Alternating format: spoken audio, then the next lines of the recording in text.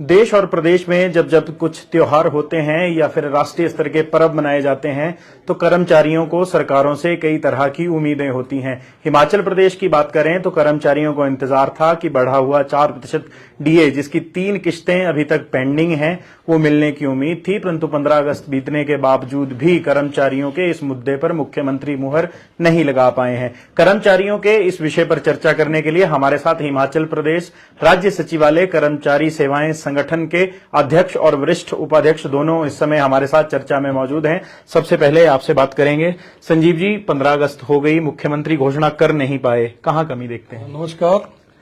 बिल्कुल, जैसा कि आपने कहा कि जब भी कोई त्योहार होता है तो प्रदेश के कर्मचारी को आस रहती है, उम्मीद रहती है कि कुछ न कुछ मिलेगा, लेकिन जिस तरह की इस बार भी निराशा हाथ लगी है प्रदेश के कर्मचारी अधिकारियों को, तो इससे कहीं ना कहीं हाथ तो हुआ है जो हमें कुछ नहीं मिला है। क्योंकि हमारी 3 किस्तें ड्यू थी महंगाई भत्ते की, 4%, 1 जनवरी 2023 से, उसके बाद 1 जुलाई 2023 से फिर 4% और 1 जनवरी 2024 से 4%।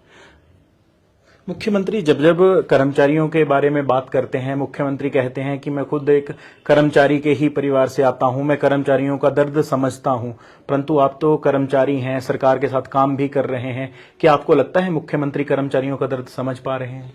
देखिए, जैसे ही नई सरकार का गठन हुआ था, माननीय मुख्यमंत्री ने शपथ ली थी, तो उन्होंने पहली ही कैबिनेट में प्रदेश के कर्मचारी को ओपीएस बहाल की थी।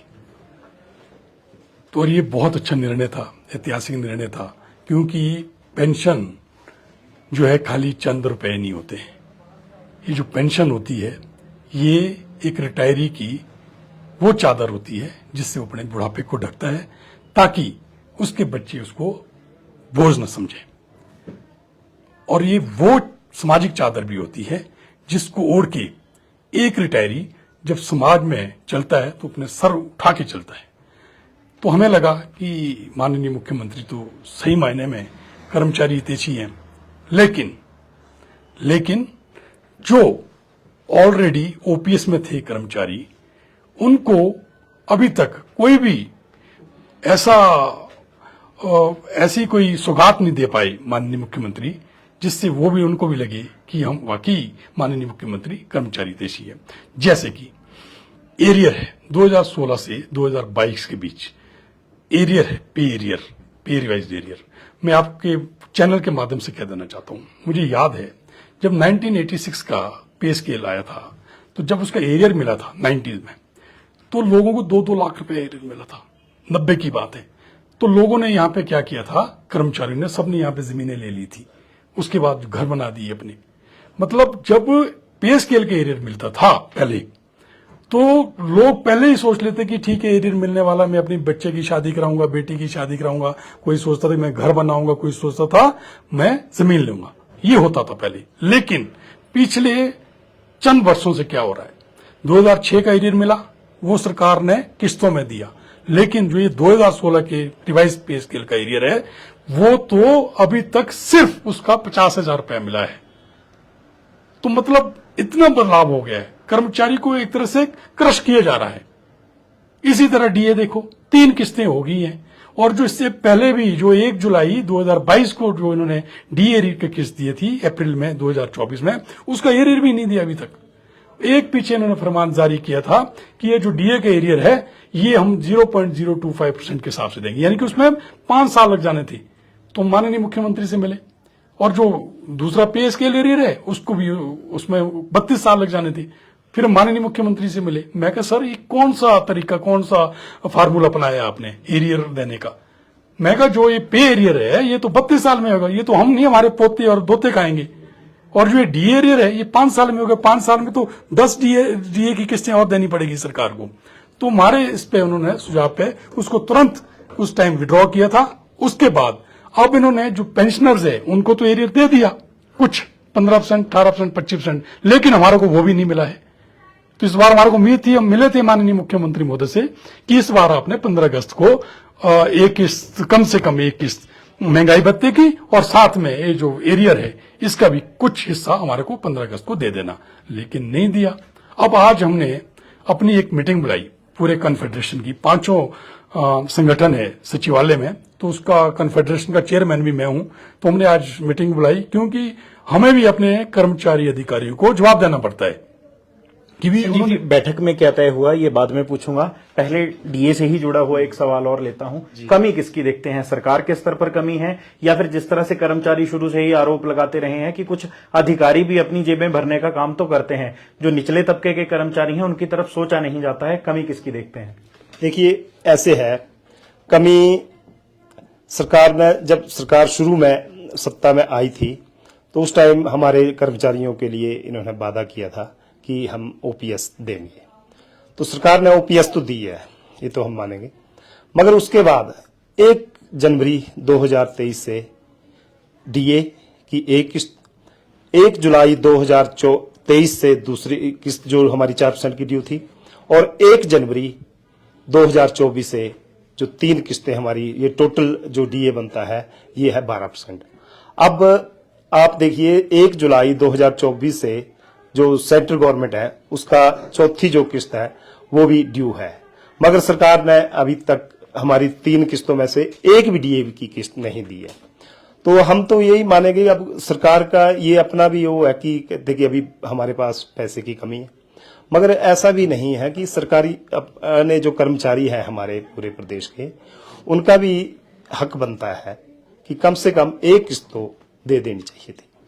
मेरा आपसे सवाल यही था, कर्मचारी समय समय पर सवाल उठाते रहे हैं अधिकारियों के ऊपर भी कि जब अधिकारियों की अपनी तनख्वाहों की बात आती है तो अधिकारी उस पर गौर करते हैं, सरकार ने अपने करीबियों को कोई लाभ देना होता है उसकी बात होती है, परंतु जो क्लास 3 क्लास 4 कर्मचारी हैं, क्लास 2 कर्मचारी हैं, उनके बारे में कोई सोचता नहीं है। यही मेरा आपसे सवाल था, कमी किसकी देख रहे हैं? क्या सरकार के स्तर पे कमी है, सलाहकार के स्तर पे कमी है, या फिर अधिकारियों के स्तर पे? ऐसे है कि सरकार की भी कमी है, क्योंकि कर्मचारियों को नहीं मिल रहा है तो कर्मचारी तो सरकार से ही मांगेगा ना। अब अधिकारियों की भी कमी हो सकेगी क्योंकि वो सरकार को सही नहीं गाइड कर पा रहे होंगे, ऐसा भी हो सकता है, मगर कमी तो है कहीं ना कहीं, तभी नहीं मिल रहा है। पर हम माननीय मुख्यमंत्री महोदय से यही अनुरोध करते हैं कि जल्दी से जल्दी जो है मिनिमम एक किस्त जो महंगाई भत्ते की है हमारे कर्मचारियों को दी जाए। बल्कि एक इसमें जो पहले इन्होंने किस्त दी थी 4% की, उसका एरियर भी अभी पेंडिंग है, वो भी अभी देना है। तो अभी बहुत कुछ है जो हमें सरकार से लेना है।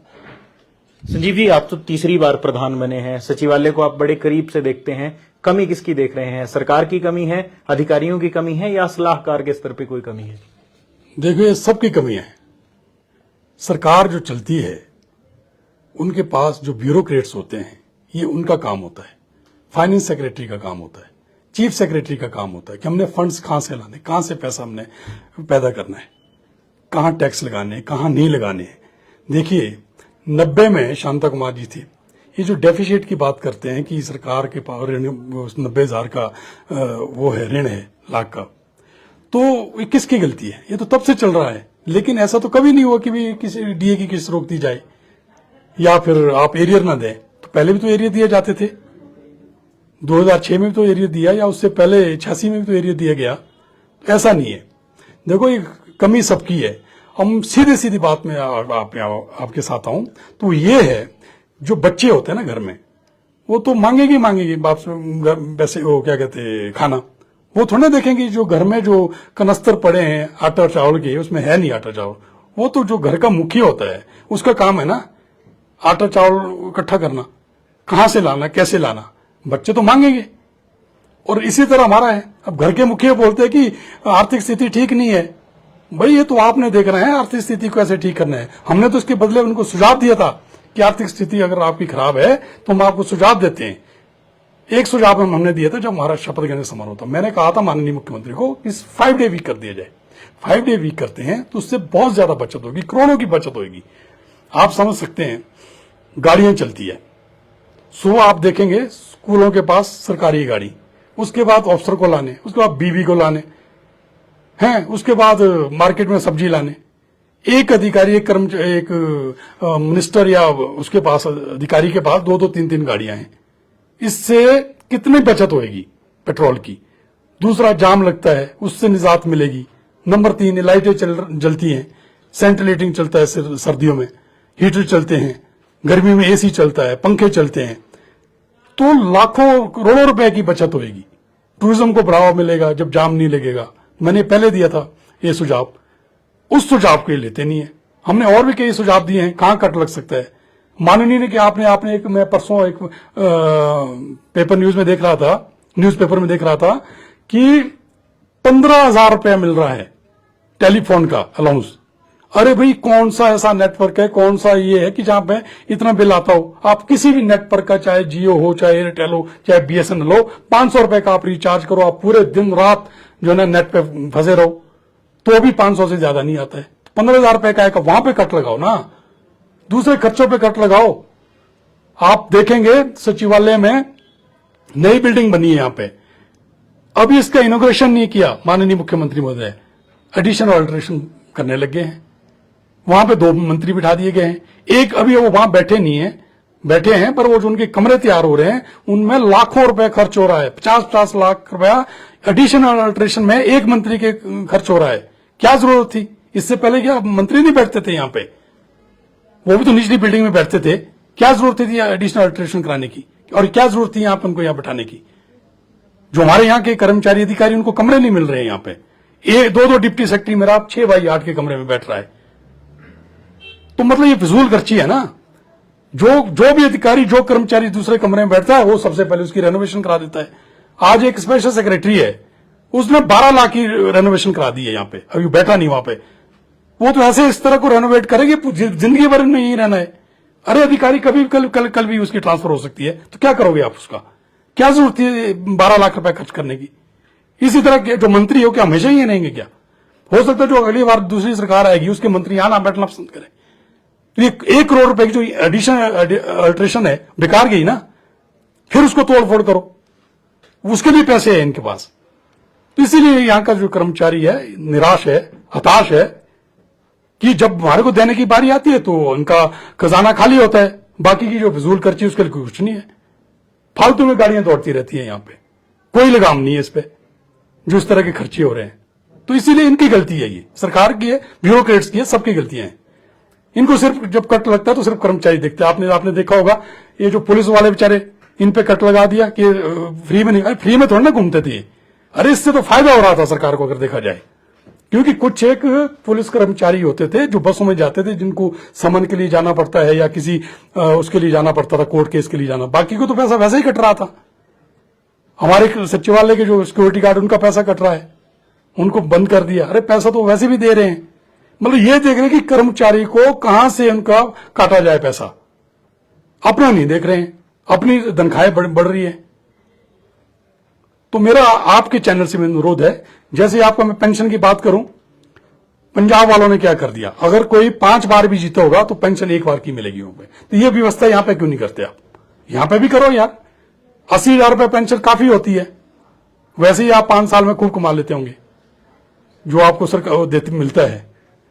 तो इसके बाद 80,000 रुपए अगर पेंशन काफी, लेकिन यहाँ तो पेंशन भी जो है ना, जो एमएलए हैं 5-5, 6-6 बार जीते, उनको 1.5 लाख तो पेंशन मिल रही है।